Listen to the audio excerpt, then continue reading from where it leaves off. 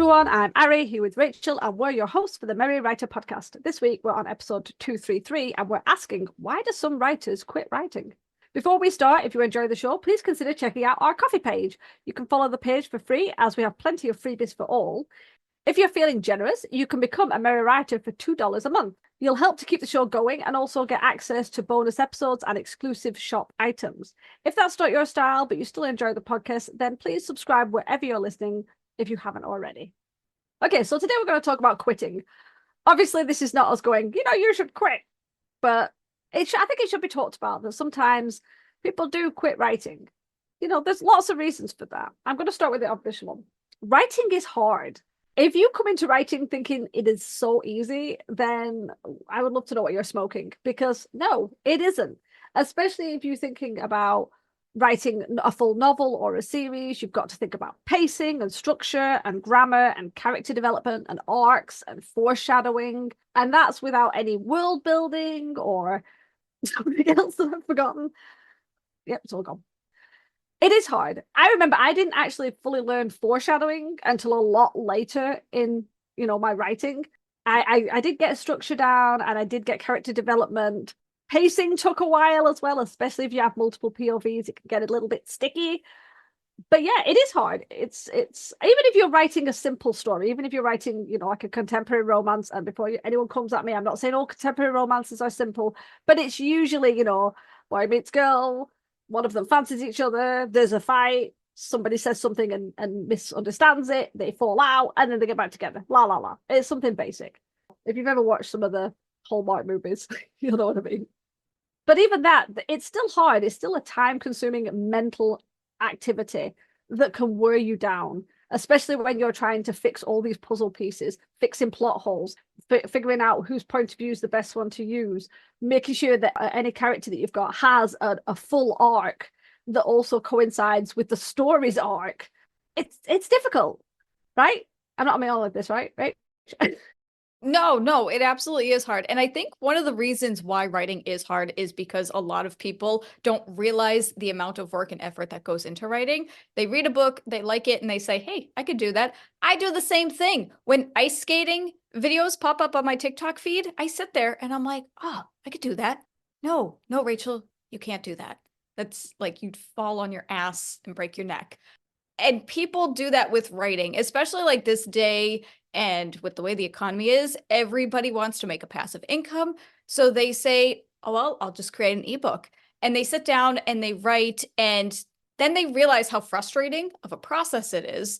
And then that's when the writing becomes difficult, because they didn't take the time to learn about the process, to learn about their writing style and their writing voice. And I'm not saying that people aren't willing to learn, because maybe they have to go through that and then realize, you know what, this actually is something that I want to pursue. And it actually is like, this is a interesting challenge. So maybe they will learn about it and then go from there. But in the beginning, if they don't really know much about writing at all, then yeah, it's going to be very difficult, because you don't realize the moving pieces. And like Ari mentioned, structure and pacing and things like that. Most people just think you need a setting, you need characters, you need plot, and that's it. But those are just like the subcategories.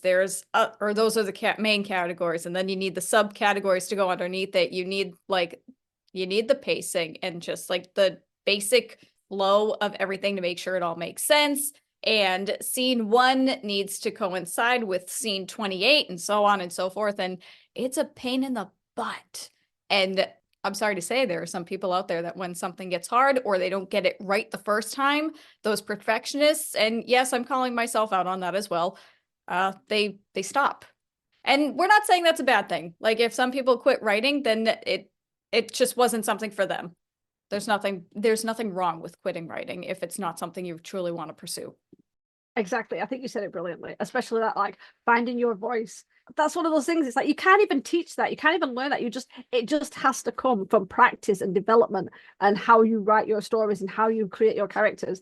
It's this really weird nebulous thing that you're supposed to just know, and it just takes time. And yeah, we're not always big on time. But yeah, it is hard. And even if you've been writing for a while, I mean, I've been writing since I was little, and I still have to go back to my current manuscripts because I find that I've head hopped in one scene. And it's like you're constantly trying to fix things and firefight and deal with all of that. And it's like having 20 knitting needles all going at once while you're trying to weave this, like, knit this giant rug.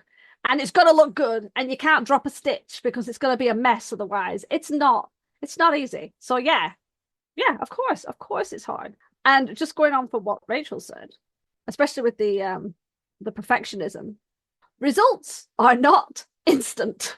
Unless you're one of those weird writers that can like write a whole novel in like 7 days. Most of the results are not instant. So you don't get that nice instant gratification. And let's be honest, most people seem to like instant gratification. And with the birth of the internet and smartphones and social media, our focus and our attention spans have been dwindling down. And we need to get those dopamine boosts faster and faster. And that's what instant gratification does. It gives you those quick flashes. That's why TikTok videos are short. That's why reels are short. That's why adverts for games are all like, oh, quick colors, and oh, you can play this game for a few seconds on your phone to see if you'll get hooked on it, and then you'll download it. All of it is programmed, and we are always searching for those instant gratifications. And it's a freaking long process. Well, that's just it. Writing is a waiting game, and you need to have extreme patience if you want to turn it into a career. Because even if you decide to go with traditional publishing, you need to spend so much time querying an agent. That could take a few years. And then your agent has to sell the book. That could take a while. And then you got to wait for the publisher to edit it, do the book cover, and you need to make any changes that the publisher wants. And I mean, it's a few years. And self-publishing is similar. Is it quicker? In a way, yes, but you still have to wait because you got to get that cover design done. And depending on whatever designer you go with, you need to wait for their schedule to clear up so they can work on your book. Same thing with an editor. It takes a long time, and people don't realize that like once you write a book, great, you wrote a book, but the actual process of getting it published and the real business side of it hasn't even started yet. And don't even get me started on marketing. That is perfect, because seriously, my next point is the career of writing is overwhelming. We all start out, yeah, I'm going to write my story. It's going to be great. You know, it's going to have characters. Everyone's going to love it. It's going to make $1 million. Let's be honest. We all think that. And then you start realizing that once the manuscript is done, there's like a bazillion other tasks to do. And it's not just, yeah, cover designer, editor, get it out there. It's ISBN numbers. It's making sure you've got the copyright details. In certain countries, you have to apply for copyright. You don't in the UK. As soon as you create an original work, you automatically have copyright, which is good and bad. Good because you don't have to pay. Bad because you've got nothing to prove that it's yours. You just have to be able to defend it. It's a bit rubbish, but hey, there are so many things. Formatting. And obviously formatting for each different one, whether it's hardback or paperback or ebook, anything like that. And when you start actually writing out all the different aspects, and again, like Rachel said, not even talking about marketing, we're just talking about the creation of the book. Oh my gosh, that is so much to do.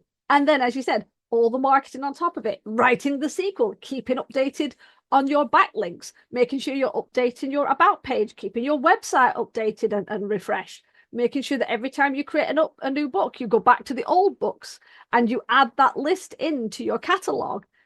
So many things to do. I once wrote all down everything you would need to do. It went on like 8 pages, and I don't want to touch that anymore. So yeah, you can become paralyzed knowing that to get your book out and marketed and out into the world, especially if you're self-published, there's a lot to do. And I don't know about you, but not many people, you know, like myself especially, I don't have the time to think about all this thing. I know I'm going to eventually have to do that, and I'm sure I'll find the time and make the time. But when you think about it in the total, it is overwhelming, very overwhelming. And I think one of the other things that's overwhelming is that there's a lot of learning involved with this process, because as Ari just described beautifully, the actual process of creating said book is a lot, and you need to know the ins and outs of formatting and editing and all that stuff. But then there's also the business side of things that most people don't know unless you've gone to business school or whatever. You just don't know business. Like, why would you? If it's not something in your day-to-day life, you wouldn't know about it. But when you're publishing a book, you need to know bookkeeping and accounting and budgeting and this, that, and the other, probably so much more that I can't even think of at the top of my head. And that in itself is overwhelming because learning something new and learning about something that you never thought you would ever need to know in your life, that itself is overwhelming. And it can kind of paralyze you almost because like business, I don't think business is as scary as it sounds, but for some people it probably is. And I feel like when you're trying to learn that, if you don't understand it right away, which who would expect you to, you kind of get this feeling that like you almost feel dumb. You're not dumb, but like you almost feel dumb and you're like, oh, I'm never going to be able to do this. I don't understand this. And then you get stuck and then you stop. And then you get into like this vicious cycle. Well, it's funny, like when you said like lots of learning, it's not even like, well, once you've learned it, you can then take that information and use it again. Like, oh, well, I know how to do this now because things are always changing. Like with the taxes, you say you have to be a bookkeeper. In the UK, if you're a published writer, you have to create self-assessments, or unless you want to be a limited company and everything, and all that's about protecting your assets and all this, blah, blah, blah. And I'll be honest, since when I started my Etsy business, the tax forms I've had to do have changed. Things I've had to do have changed. I have to constantly keep up with new regulations. And the same happens within the industry of writing. Things change, things you have to do. So it's not like, well, I've learned this one thing, now I'm okay. It's like, no, might be different. Some new directive might have come out. Some new form you have to fill in might have come out. A new piece of software that you now need to use. The way that audiobooks came out, you have to learn all this. It's like there's always something and even when you've learned something, it changes. The algorithm changes. What people are now watching changes. What book covers, what's trending with book covers changes so often. It's like, oh, it's got to have some headless guy with his shirt off. Nope, can't have that anymore. Now it's all just words surrounded by flowers and daggers. It's like it never freaking ends.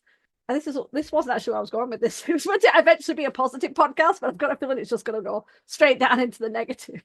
Well, no, you're right, though, because I didn't even think about that. Like the trends and even just marketing in general, like social media. I don't even have to describe social media. All new social media platforms come out, and then the algorithm, I think you mentioned the algorithm changes like on Instagram and TikTok and whatever. And yeah, why are we doing this? Maybe I'll quit. That's what we're going to get out of this episode. Everybody quit writing. We're all going to start with a clean slate. We're going to really depress everyone. This is not for us. But no, like I believe is TikTok, because book talk is supposed to be quite big, but isn't TikTok being banned eventually in the US? I've heard. I might be wrong. They are trying it. I think so. I haven't been following the news at all on that because one of those people that I just don't care. I actually, at the time, when does this episode come out? August something? I have not touched TikTok at all in 2024. My friends have sent me TikToks and I've watched those. Other than that, I haven't touched it. I've been trying to be good. Honestly, I logged out months ago, like 8 or 9 months ago, and I couldn't remember my password, which is always a bonus. And I actually logged back in because my TikTok is actually connected to my business. And I logged back in about 3 days ago to check something. And then yesterday I went on and flicked. I got 4 minutes into it and then I just deleted the app off my phone. I was so away from it so long. It was like, this is just trash. It's awful. Good for you. Although I did find I can actually schedule TikToks without having to be on fucking TikTok. So that's a bonus. So I can put my business stuff up and not be on it. Did not know that. I mean, that's kind of the downside of social media is that like in this day and age, you have to be on social media for work. Like it doesn't matter if you're a writer or not, like any job you have is on social media. So it's like, it's such a catch-22. Am I using that phrase correctly? I don't know. I think so, yeah. I think so. Oh. Which one do you go on? Because Facebook is now for older people and people are they're not moving off Instagram, but things are changing. Nobody seems to want to be on Twitter. Everyone's on Threads. I'm not going on Threads. I'm barely on Twitter. No. I think I've still got an account, but I do not visit Twitter. It's crap. I don't want to be on Threads. That's just another piece of garbage. TikTok's doing well, but obviously it's now competing with shorts on YouTube and reels on Instagram. And obviously if it does get banned in the US, all those authors who only used TikTok to do their marketing are going to have to find something else to do. And I know a few people who only use one social media for all of their marketing. So yeah, that's another thing. But also, if TikTok gets banned, then all the other authors around the rest of the world, they're going to lose a crap ton of viewers and followers and subscribers and whatnot. But yeah. Yeah. This took a turn. So yeah, you know what? Quit writing because of social media. That in itself is just like a bullet point. Okay, what are the reasons, Gar, that writers will sometimes quit? They can't prioritize their writing. We all know what it's like. Life, family, work, commitments, anything can just get in the way. And sometimes there are only so many hours in the day. And I remember years ago when a work was like 9 to 5. Nowadays, you're lucky if you can get a job that's 9 to 5. Most of them are 8 to 6, 6:30 or more. A lot of people have 2 jobs. A lot of people have extra work and things in the background. So like after they've worked, they go home and they've got family and caring duties. There's a lot more of that, it seems. So it's hard to find those times to commit to writing, especially if you are dealing with other people that need your attention and your help and your support.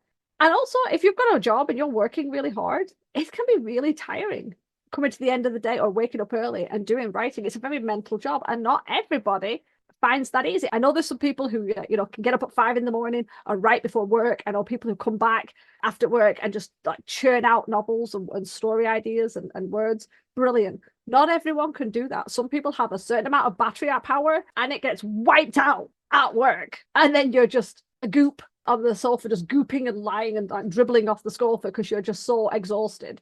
Am I describing myself? I just like how you said goop. That's what it feels like. You're just kind of a goopy jelly and you're just like, oh, I can't move. And that, so yeah. And eventually it can get to the point where if you don't write enough, if you don't have that consistency, it gets harder. And I say that as someone, as we currently record this in July, I had stopped touching my novel because so many other things were screaming at me for my attention. I had to stop touching it. And it has been so hard to come back to it. It's very much the giant stone that you're rolling up the mountain, the giant Sisyphus stone that you're rolling up the mountain. You have to keep it moving. If you stop, it's so much harder to get going.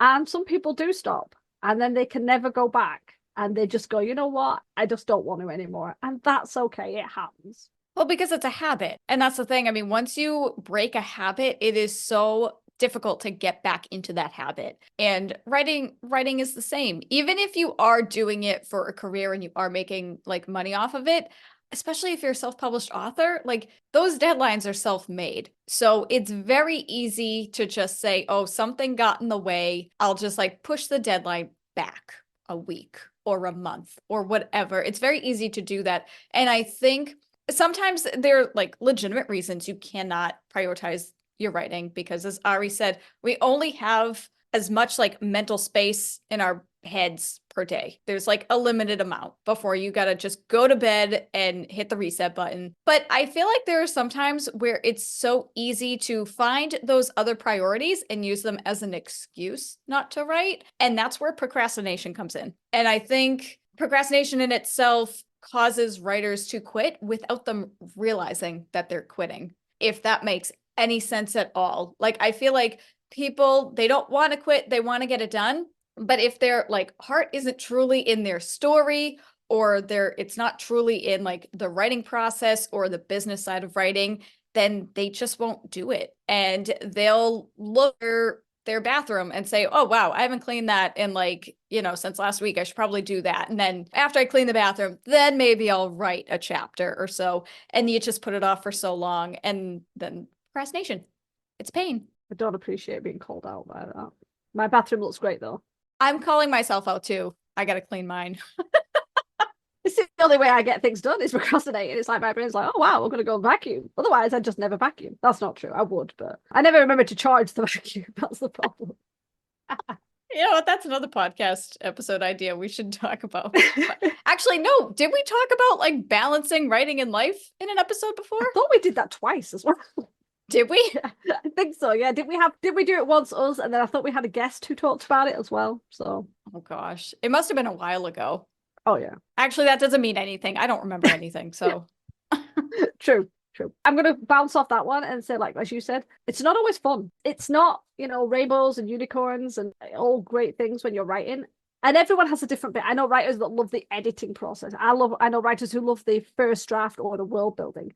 I don't know any writer that loves every single part. I'm sure you're out there, people, and if you are one of those people, put it in the comments that you are someone who loves the entire process, even the writer's block, even the parts where you're just circling the drain with a goddamn plot hole that will not get fixed no matter what.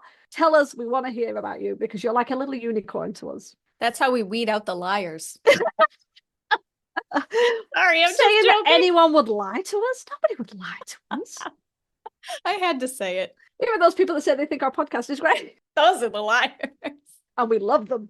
Yes, we do. And it makes us feel very good. So keep on lying to us. I forgot what my point was. Yes, sometimes it is like slogging through mud. You get those points where you're just stuck. You just can't move ahead. You get stuck in the mire with it. And sometimes you can lose the enjoyment for it. And it feels like a chore. And I've had people say like, no, of course it can't. You love writing or you love music or whatever it is that you want to do. And it's like, no, sometimes it is awful. If you're in that place and you can't move ahead, if you're like I used to do art, if I just sometimes when you draw a picture and nothing worked, the damn thing just never came out. I mean, it never came out the way it was in your head, ever. We all know that. Anything in your head is never going to get on paper, whether it's writing or art or anything like that. No, it's never exactly how it is in your head. But it didn't even come close. And sometimes you just want to like throw all your tools in the bin and be like, right, that's it. I am never doing that again. And some people do. Some people just go, you know what? This isn't for me. I'm not getting the enjoyment from it. If it's not fun most of the time,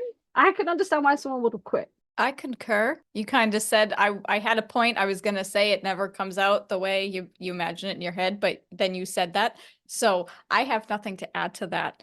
Another one, rejection. Rejection and getting discouraged. That can be rejection because you wanted to get an agent and they said no. You wanted to get published with a traditional publishing house. They said no. You put your book out self-published and people didn't like it. You got a lot of negative reviews. People weren't interested and it hurts. I'm sure there's a few people out there who can take rejection. Most of us can't. Most of us, it stings. And no matter how much people say, don't take it personally, you take it personally. You get it right in there. You dig it into your heart and you like carve yourself up a little bit. And it can give you really bad mental health issues from that. Because it just can. Yeah. And I think like rejection, it's definitely harder in the beginning when those first few rejection letters, like it really like just stabs you right in the heart. So I think you do develop that thick skin over time, but it's a matter of whether or not those writers can allow themselves to get that thick skin. Because some writers, they get a few rejection letters and then they're like, oh, I'm not cut out for this. And then they stop. But yeah, it's discouraging. So it's one of those things that you just need to like push yourself to keep going with. Exactly. It is. I mean, I have to admit, I still sometimes, if I get the odd like slightly negative or even a little bit critical, I still feel this kind of like deflation. So that's not great. I should definitely try and work on that. But yeah, it gets in there. And then you start talking to yourself about, well, maybe this isn't for me and blah, blah, blah. I'm just going to touch very quickly on the last one. Money. A lot of people go into writing because they love it. A lot of people also go into writing because they hope it will make them money. Rachel mentioned it earlier, passive income. A lot of people like the idea of not having to rely on a 9 to 5 or 8 to 8 hours, I don't know, job with a boss or anything. So the idea of passive income is great. However, especially if you're talking self-published, the stats aren't great. Okay. According to Words Rated 2003, 90% of self-published books sell less than 100 copies. Just let that sink in.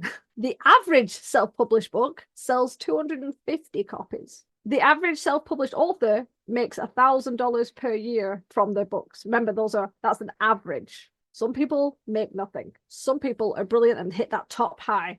But honestly, the one I can't get away from is 90% of self-published books sell less than 100 copies. Now, I am desperately trying not to end on a downer.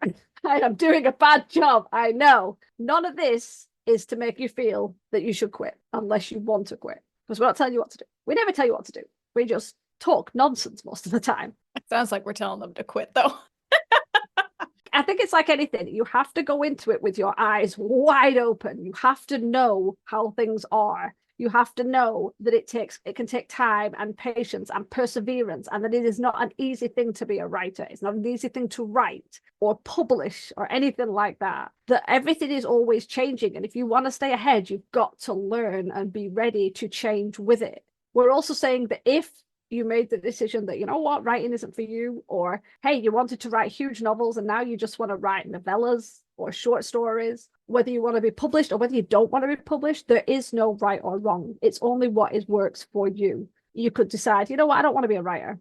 And then in 10 years, you could think, you know what, I want to get those stories written now. There is no right or wrong. There is a reason why people quit and there's a reason why people stay at it. And there's nothing wrong with any of those. You know, I know there's that whole, oh, you shouldn't quit. It's like your dream. I'll tell you something, dreams change. People change. What you wanted when you were young isn't always what you want when you're older. You should never tie yourself to something. We've talked about the Concord fallacy, the sunk cost fallacy, where because you put so much effort and time and money into something, you have to keep going with it, even though it's not working, even though it's not making you happy. It's things like that. So I really hope this wasn't the downer episode. I feel like it might be, but we just wanted to talk about why people quit, and also that it's not the worst thing.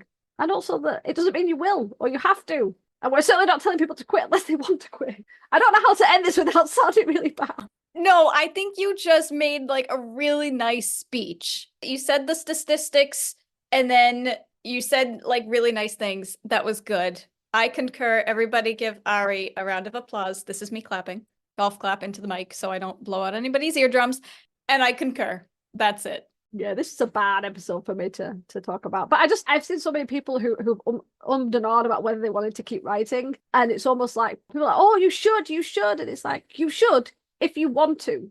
And if you don't, then don't, because there's definitely something else out there for you to try. I mean, good God, there are so many things you can try and new dreams and new ideas and new skills you can learn. And there's nothing saying that you don't have to stop for a bit. You can stop for 20 years and then go back to it. You know, no one says you have to do everything in a certain way. No one says you have to publish 20 books before you're 30. Good, because I have not done that. Neither have I. Why'd you have to use 30 as an example? Because I felt weird if I said like 50 and to get me in there. And if I said 40, I'd be upset and you'd be fine. Oh yeah, that's why I'm saying you could have said 40. So we're okay. I've ruined both of us. We have to both be sad. Okay, have you got another point? Just do what's best for you. As with everything in life, do what's best for you. Okay, I'm definitely going to stop this now because I am worried I'm going to make it worse. So let's turn it over to you guys. Have you ever thought about quitting writing? Have you ever thought about quitting something else you did? Maybe you were doing something and then you came to writing because you quit something else. Don't let the word quit sound like a bad thing. It's just letting go of something you don't want to do anymore. It's totally okay. Let us know your answers in the comments so we can chat about it. Remember, we do release new episodes every Wednesday. Next week, we're discussing what to do if your writing goals change. Kind of ties in kind of nicely, that. To ensure you don't miss it, hit the subscribe button on your way out. And as always, thanks for listening to the Mary Writer Podcast. See you next week. This podcast is brought to you by Felt Tip Pens. We love to colour code. The music titled Inspired is by Kevin MacLeod, licensed under Creative Commons 4.0.